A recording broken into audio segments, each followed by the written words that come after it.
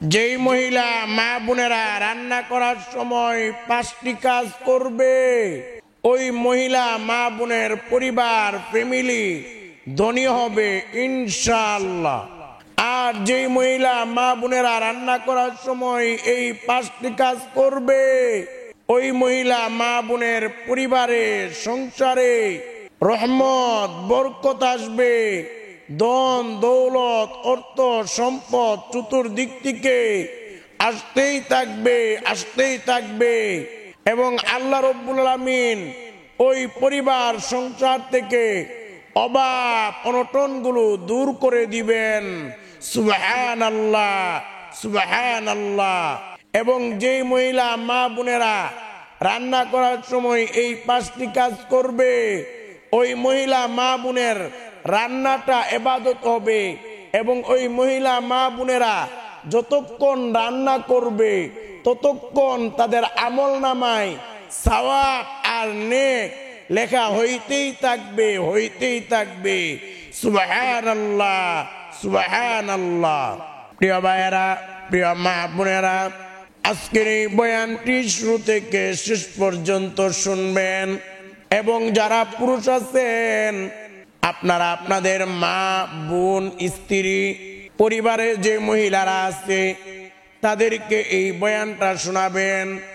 কারণ মনে রাখবেন, আমাদের মা বোনেরা মহিলারা যদি এই 5টা কাজ রান্নাঘরের মধ্যে করে, তাহলে আপনাদের পরিবার ফ্যামিলি ধনী হবে এবং আল্লাহ আপনাদের পরিবার সংসার থেকে অভাব অনটনগুলো দূর করে দিবেন এবং রহমত বরকত ধন দৌলত দিয়ে আল্লাহ ভরপুর করে দিবেন।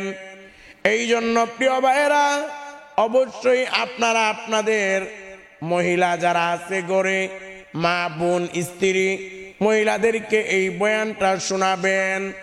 প্রিয় মা বোনেরা, ভালো করে মনে রাখবেন, আজকের এই বয়ানটি শুরু থেকে শেষ পর্যন্ত শুনবেন এবং মহিলা মা বোনেরা রান্না করার সময় রান্নাঘরে এই 5টি কাজ অবশ্যই করবেন, বলেও ছাড়বেন না।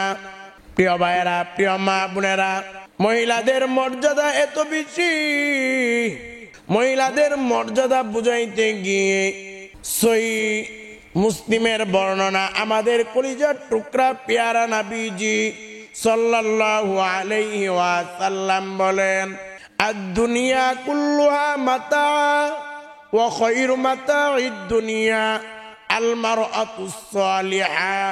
আমাদের নবী বলেন, এই দুনিয়ার মধ্যে যা কিছু যত সম্পদ আছে, সবচেয়ে দামি এবং সর্বশ্রেষ্ঠ সম্পদটা হলো আল মারআতুস সালিহা, নেককার স্ত্রী। আপনার ঘরে নেককার স্ত্রী আছে, আপনার ঘরে এই পৃথিবীর সবচেয়ে দামি সম্পদটা আছে। প্রিয় ভাইয়েরা, প্রিয় মা বোনেরা, ভালো করে মনে রাখবেন, একজন নেককার স্ত্রীর দাম কেমন? 7 আসমান 7 জমিন, দুনিয়ার যত টাকা পয়সা বাড়ি গাড়ি অর্থ সম্পদ সব যদি এক পাল্লায় রাখা হয়, আর একজন নেককার স্ত্রীকে যদি এক পাল্লায় রাখা হয়, একজন নেককার স্ত্রীর দাম অনেক অনেক বেশি হয়ে যাবে। সুবহানাল্লাহ। এখন কথা হলো, প্রিয় ভাইয়েরা, প্রিয় মা বোনেরা, এই নেককার স্ত্রী হওয়ার জন্য মা বোনদের 4টি কাজ করতে হবে। যে মা বোনেরা এই 4টি কাজ করবে তারা নেককার স্ত্রী হয়ে যাবে।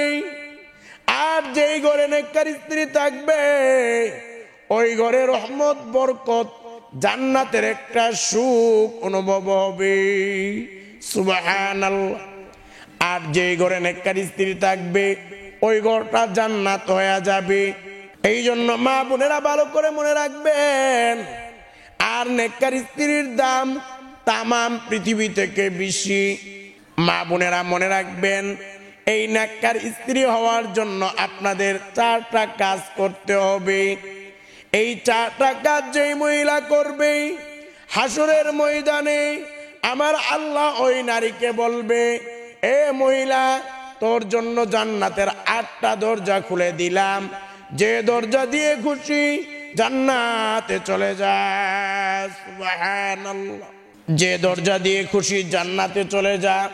এই জন্য মহিলা মা বোনেরা 4টি কাজ করবেন। এর মধ্যে নেককার স্ত্রী হওয়ার জন্য 4টি কাজ করতে হবে। এর মধ্যে 1 নাম্বার কাজ হলো, আমাদের নবী বলেন, আল মারআতু ইযা সাল্লাত খামসাহা ওয়া সামাত শাহরাহা ওয়া আহসানাত ফারজাহা ওয়া আতাআত বালাহা ফালতাদখুল মিন আইয়ি আবওয়াবিল জান্নাহ শাআত। নেককার মহিলা হওয়ার জন্য প্রথম কাজ হলো 5 ওয়াক্ত নামাজ পড়তে হবে। দ্বিতীয় নাম্বার কাজ হলো ওয়া সামাত শাহরাহা, রমজান মাসের রোজা রাখতে হবে। তৃতীয় নাম্বার কাজ হলো ওয়া আতাআত বালাহা, স্বামীর আনুগত্য করতে হবে, স্বামীর খেদমত করতে হবে, স্বামীর সঙ্গে ভালো আচরণ করতে হবে। স্বামীকে গালিগালাজ করা যাবে না, স্বামীকে কষ্ট দেওয়া যাবে না। ভালো করে মনে রাখবেন, অনেক মহিলারা আছে স্বামীকে গালিগালাজ করে, স্বামীর সঙ্গে খারাপ আচরণ করে, স্বামীর সঙ্গে তুই তুকারি ব্যবহার করে। এমন অনেক দজ্জাল মহিলা আছে স্বামীর গায়ে হাত পর্যন্ত তুলে। মনে রাখবেন প্রিয় মা বোনেরা, আপনি আপনার স্বামীর সঙ্গে খারাপ আচরণ করলে, আপনার স্বামীর সঙ্গে আপনার দুর্ব্যবহার করলে, আপনার স্বামীর গায়ে হাত তুললে, মনে রাখবেন আপনার ঘরটা জাহান্নাম হওয়ার জন্য আর কিছুই লাগবে না। এই একটা কারণেই যথেষ্ট হয়ে যাবে। আল্লাহ আপনার ঘর থেকে রহমত বরকত তুলে নিবে। আপনাদের পরিবারে সংসারে অভাব অনটন দারিদ্রতা চলে আসবে। প্রিয় ভাইয়েরা, প্রিয় মা বোনেরা, ভালো করে মনে রাখবেন, যে মহিলারা স্বামীর সঙ্গে খারাপ আচরণ করবে, হাসরের ময়দানে তাদের কঠিন বিচার হবে। আমাদের নবী যখন মেরাজে গেলেন, মেরাজে গিয়ে দেখতে পাইলেন একদল নারী তাদের জিহ্বাটা টেনে টেনে বের করা হইতেছে, এবং জিহ্বাটা বের করে তাদেরকে জিহ্বা দ্বারা ঝুলন্ত করে উপর করে বেঁধে রাখা হয়েছে। আমার নবী ডাকদা বলে, এ জিব্রাইল, এই সমস্ত নারী কারা যাদের জিহ্বাটা টেনে টেনে বের করে জিহ্বা দ্বারা ঝুলন্ত করে উপর করে বেঁধে রাখা হয়েছে? আমাদের নবী ডাকদা বলে, জিব্রাইল ডাকদা বলে, ওগো নবীজি, এরা হলো ওই সমস্ত নারী যারা দুনিয়াতে থাকতে তাদের স্বামীদেরকে কষ্ট দিত, জবান দ্বারা খারাপ আচরণ করত। এই জন্য মনে রাখবেন, স্বামীর সঙ্গে খারাপ আচরণ করলে জাহান্নামে একটা শাস্তি হলো আপনার জিহ্বাটা টেনে টেনে বের করে জিহ্বা দ্বারা ঝুলন্ত করে উপর করে বেঁধে রাখা হবে, আর জাহান্নামের আগুনে আপনি দাউ দাউ করে জ্বলতে থাকবেন, পুড়তে থাকবেন। এই জন্য মা বোনেরা সাবধান, স্বামীর আনুগত্য খেদমত করতে হবে, স্বামীর সঙ্গে খারাপ আচরণ করা যাবে না। নেককার স্ত্রী হওয়ার জন্য 3 নাম্বার শর্ত হলো স্বামীর সঙ্গে ভালো আচরণ করতে হবে। এরপর 4 নাম্বার, নেককার স্ত্রী হওয়ার জন্য 4 নাম্বার আমল হলো ওয়া আহসানাত ফারজাহা, লজ্জাস্থানের হেফাজত করতে হবে, পর্দা পুশিদার সঙ্গে চলতে হবে, স্বামীর অনুমতি ছাড়া বাড়ির বাইরে যাওয়া যাবে না। প্রিয় মা বোনেরা, ভালো করে মনে রাখবেন, এই 4টি কাজ, 5 ওয়াক্ত নামাজ, রমজানের রোজা, স্বামীর আনুগত্য, লজ্জাস্থানের হেফাজত, এই 4টি কাজ যেই মহিলা করবে ওই মহিলা হলো নেককার স্ত্রী। আর যে নেককার স্ত্রী হবে ওই মহিলা 7 আসমান 7 জমিন দুনিয়ার সব টাকা পয়সা বাড়ি গাড়ি অর্থ সম্পদ সবচেয়ে বেশি দামি। আর যেই নেককার স্ত্রী হবে, ওই নেককার স্ত্রী যে ঘরে থাকবে ওই ঘরে রহমত আসবে, বরকত আসবে, জান্নাতের সুখ আসবে। আর এই নেককার স্ত্রীকে আমার আল্লাহ হাসরের ময়দানে বলবে, এই মহিলা, তোর জন্য জান্নাতের 8টা দরজা খুলে দিলাম, যে দরজা দিয়ে খুশি জান্নাতে চলে যা। সুবহানাল্লাহ। এবার আসুন প্রিয় মা বোনেরা, যেই কথাটা বলতেছিলাম, রান্না করার সময় যে মহিলা মা বোনেরা 5টি কাজ করবে ওই মহিলা মা বোনের পরিবার সংসারে ফ্যামিলিকে আল্লাহ ধনী বানায়া দিবেন। যে মহিলা মা বোনেরা রান্না করার সময় এই 5টি কাজ করবে, আল্লাহ তাদের পরিবারে রহমত দিয়ে, বরকত দিয়ে, ধন সম্পদ দিয়ে ভরপুর করে দিবেন। এই জন্য মহিলা মা বোনেরা রান্না করার সময় অবশ্যই এই 5টি কাজ করবেন। মনোযোগ সহকারে বয়ানটি শুনেন, শুনলেই সওয়াব। কিন্তু অনেকে আছে বয়ান শুনতে ভালো লাগে না, গান শুনে, নাটক দেখে, সিনেমা দেখে। আপনি যতক্ষণ নাটক দেখবেন, সিনেমা দেখবেন, গান শুনবেন, আপনার আমলনামায় গুনাহ লেখা হইতেছে। আর যতক্ষণ বয়ান শুনবেন, আমলনামায় সওয়াব আর নেক লিখতে থাকবে ফেরেশতারা। সুবহানাল্লাহ।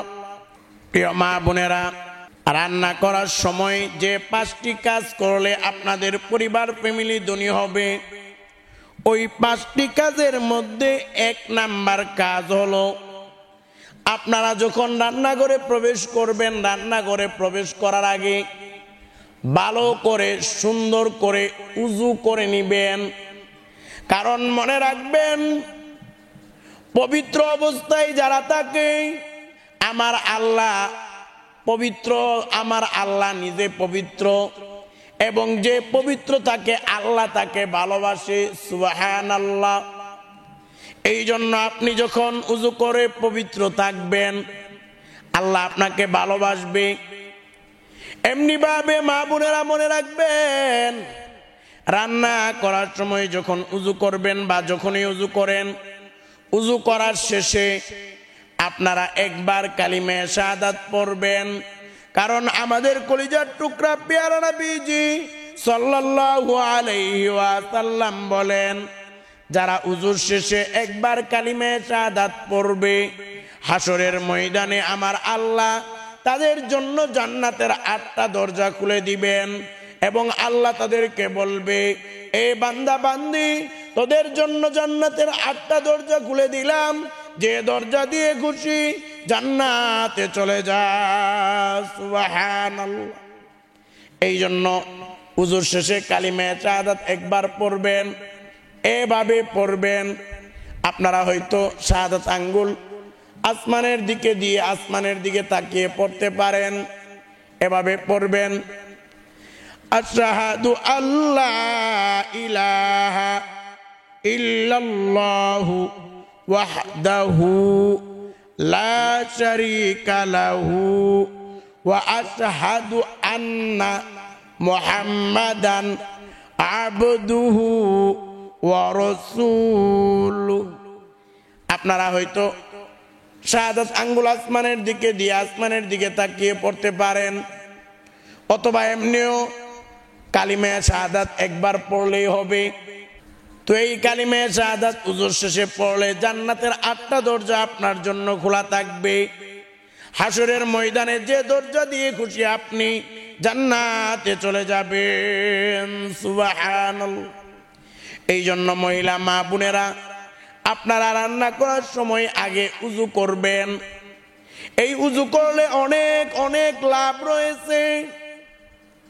মনে রাখবেন মহিলা মা বোনেরা, আপনি যখন উযু করবেন, আপনি যখন কুলি করবেন, মুখের ভিতরে যে গুনাহ হয়েছে মুখ দ্বারা, ওই গুনাহগুলো কুলির পানির সঙ্গে জোরে জোরে পড়ে যাবে। আপনি যখন নাকে পানি দিবেন, নাকের গুনাহগুলো জোরে জোরে পড়ে যাবে।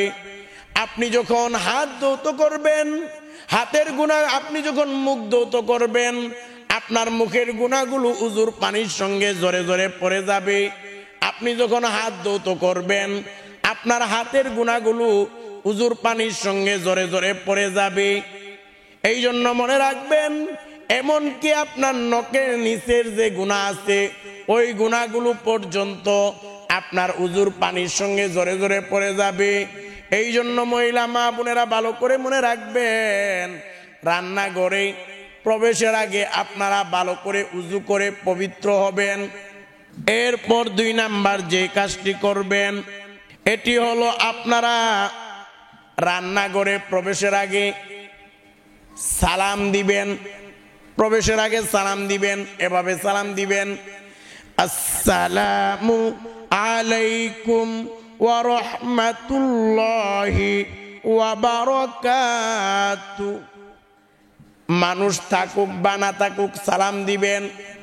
অনেকে হয়তো বলতে পারে, হুজুর রান্নাঘরে কেউ নাই, আমি কেন সালাম দিব? মনে রাখবেন, রান্নাঘরে যদি কেউ নাও থাকে, আল্লাহর ফেরেশতারা আছে। ফেরেশতারা সালাম শুনে আপনার সালামের জবাব দেয়। এই জন্য আপনারা ঘরে প্রবেশ করলেও সালাম দিবেন, রান্নাঘরে প্রবেশের আগেও সালাম দিবেন, বাড়িতে মানুষ থাকুক বা না থাকুক। এরপর 3 নাম্বার কাজ হলো, আপনারা রান্নাঘরে প্রবেশের আগে সালাম দিলেন, সালাম দেওয়ার পরে রান্নাঘরে প্রবেশের আগে বিসমিল্লাহ পড়বেন। এভাবে পড়বেন, বিসমিল্লাহির রহমানির রহিম। এভাবে বিসমিল্লাহ পরে আপনারা রান্নাঘরে প্রবেশ করবেন। আপনারা রান্নাঘরে প্রবেশ করে যখন রান্না করবেন, আপনারা রান্নার তরকারি কাটবেন, বিসমিল্লাহ পরে তরকারি কাটবেন। আপনারা যখন ভাত রান্না করবেন, বিসমিল্লাহ বলে ভাতের চাউল রান্না করবেন, বিসমিল্লাহ বলে ভাতের চাউল আপনারা ধৌত করবেন। অর্থাৎ রান্নাঘরে প্রত্যেকটা কাজে বিসমিল্লাহ বিসমিল্লাহ বিসমিল্লাহ বলে শুরু করবেন। কারণ মনে রাখবেন, বিসমিল্লাহ আছে যেখানে রহমত আছে সেখানে, বিসমিল্লাহ আছে যেখানে বরকত আছে সেখানে, বিসমিল্লাহ আছে যেখানে শয়তান থাকে না সেখানে। বিসমিল্লাহ বললে আপনার কোনো কাজে শয়তান অংশগ্রহণ করতে পারবে না। এই জন্য প্রত্যেকটা ভালো কাজে বিসমিল্লাহ পড়বেন, শয়তান আপনার কাজে অংশগ্রহণ করতে পারবে না। প্রিয় ভাইয়েরা, প্রিয় মা বোনেরা, এমনি ভাবে যখন বিসমিল্লাহ বলে কোনো কাজ শুরু করা হয়, ওই কাজটা যতক্ষণ সমাপ্ত না হয় ততক্ষণ পর্যন্ত ফেরেশতারা আমলনামায় সওয়াব আর নেক লিখতে থাকে। সুবহানাল্লাহ। এই জন্য প্রিয় মা বোনেরা, রান্না করার সময় বিসমিল্লাহ পড়বেন। এরপর 4 নাম্বার কাজ হলো, মহিলা মা বোনেরা, আপনারা রান্না করার সময় বেশি বেশি করে ইস্তেগফার পড়বেন।